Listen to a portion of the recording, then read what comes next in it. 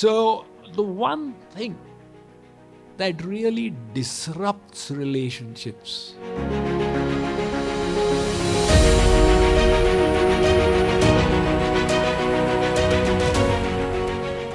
is not about the other person, it's about ourselves.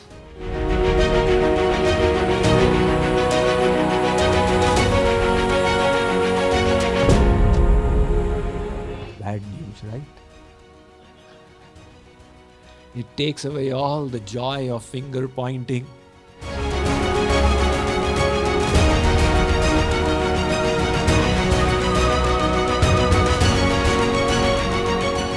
And that one word is expectations.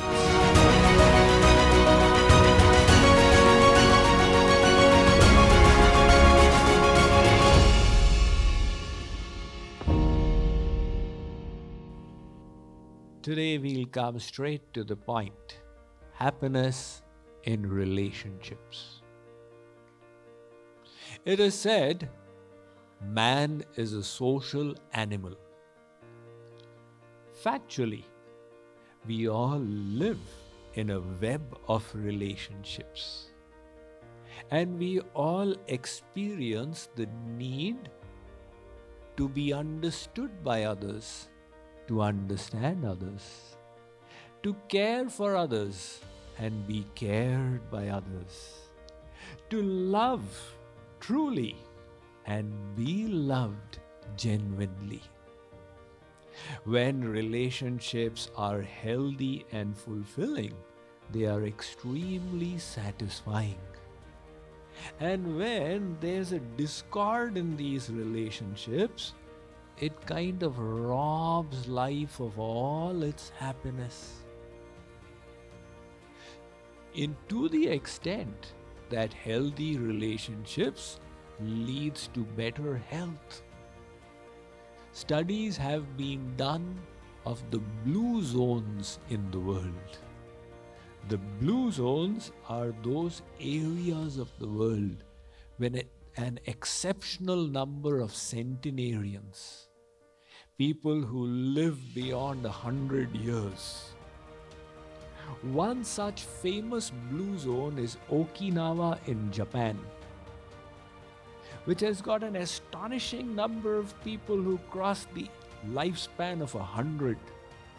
And it has been the subject of study for nutritionists, for physicians, for psychologists, for sociologists. What contributes to the long life expectancy in Okinawa? And the strongest correlation they found was in the relationships. The society is such they have tremendous respect for their elders. They view their elders as assets of society, and they feel the need to take care of them and offer them respect. And the fact that these people are so respected and made to feel worthwhile results in their long lifespan. Now that formula holds good all through life. We are going to study today how we can make relationships succeed. But before that, what makes them fail? Both these aspects need to be understood. Like anything else, the cultivation of healthy relationships is also a science that can be learned. So the one thing that really disrupts relationships is not about the other person, it's about ourselves. Bad news, right? It takes away all the joy of finger pointing. And that one word is expectations. Expectations, they lay the foundation for frustrations. You expect the other person to be like this, to do like this, to think like this, to align with your thoughts. And when those expectations are not met, the consequence is frustrations. The expectations could be anything. I was once counseling a husband and wife who were on the brink of divorce, and I got to the bottom of it, what caused it all. And I came to know it was the husband's insistence that when you extract toothpaste from that tube, you have to press it from the back so that it gradually moves forward and it looks beautiful. And for the husband, that was not a worthy detail to apply the intellect to. So in her carelessness, she would press it from the front, and that would frustrate the husband. His expectations were not met. And these expectations of ours are often unrealistic, because life is not a fairy tale. Life is real. And we, growing up on fairy tales, make unrealistic expectations of others. Like, for example, one lady, when she was growing up, she always read about how this princess, she found a Prince Charming who came riding on a white horse and lifted her up and took her away. And after that, after marriage, they lived happily ever after. So that became her expectation, that my husband should be the Prince Charming with whom I should live happily ever after. But what she discovered was that she had not married the prince on the horse, she had married the horse.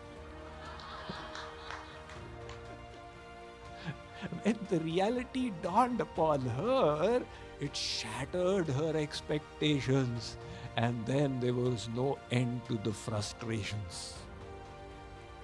So these expectations of ours, what are the kinds of expectations? First is, the other person should be perfect. Are you perfect? No, I've got my problems, but the other has to be perfect. And even if we make mistakes, we make excuses for ourselves. I made a mistake, next time I'll do better.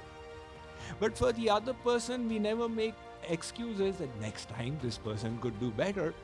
Should have done it perfectly right now.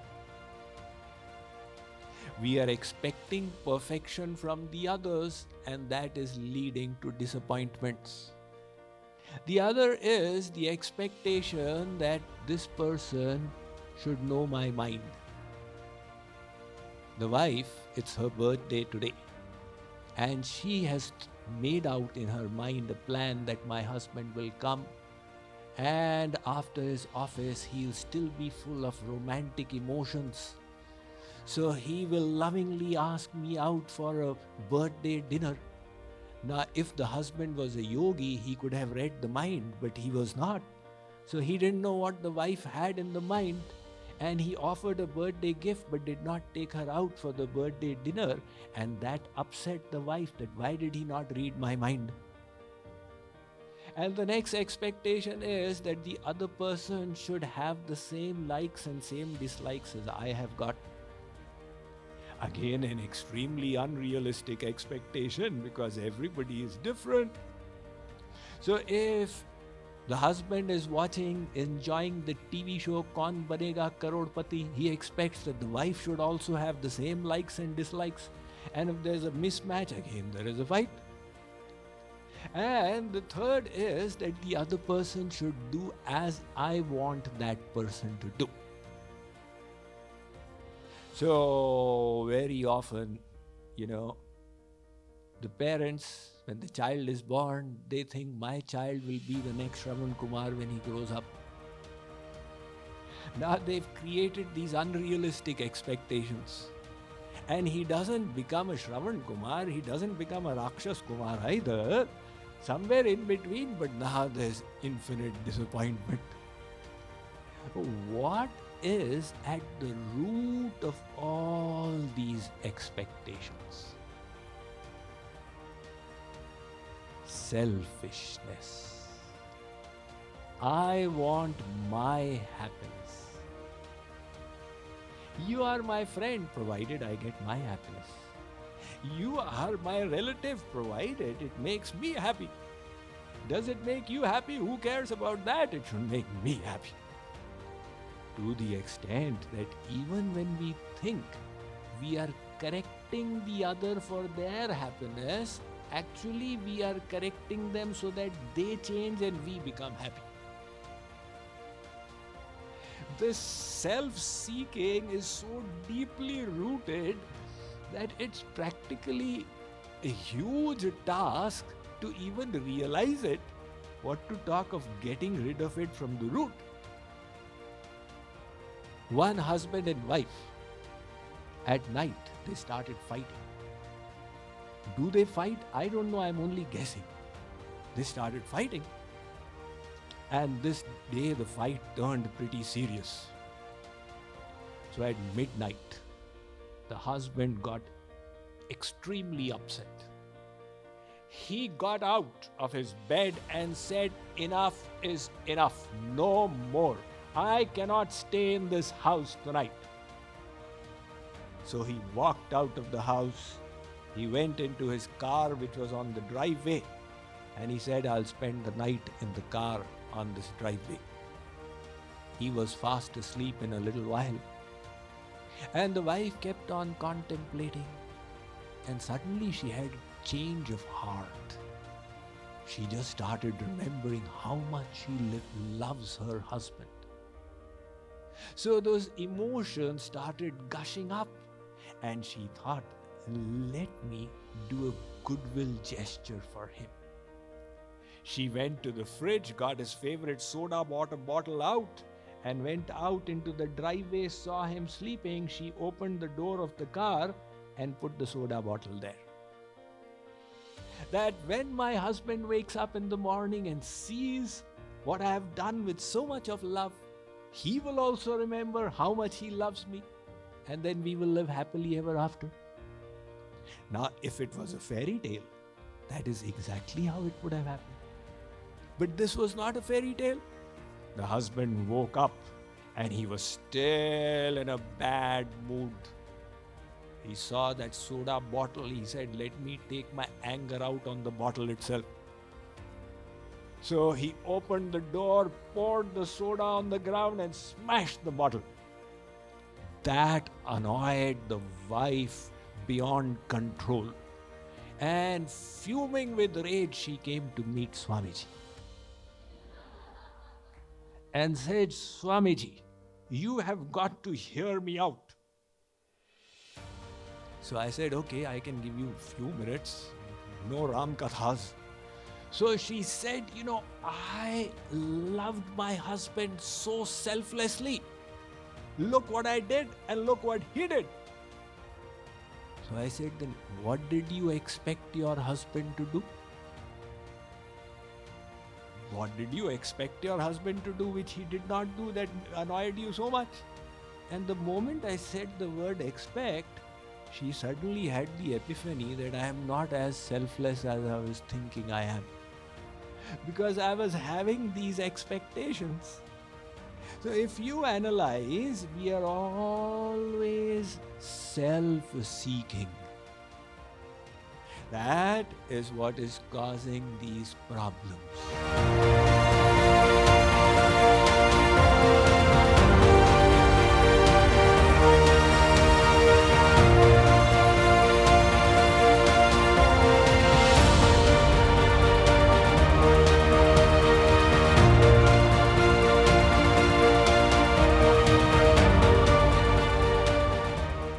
Daily Sadhana is a unique coaching platform envisioned by Swami Mukundananda for people of all backgrounds to make systematic spiritual progress at your own pace and in the comfort of your own home. In Daily Sadhana, Swami Mukundananda will be your personal spiritual coach and will help you learn and practice spirituality every day in a structured and engaging manner. If we could transform ourselves just 1% every day, after a few months, we would have changed ourselves 100%. Daily Sadhana offers beautifully designed online courses, where the timeless Vedic philosophy is systematically organized into daily lessons.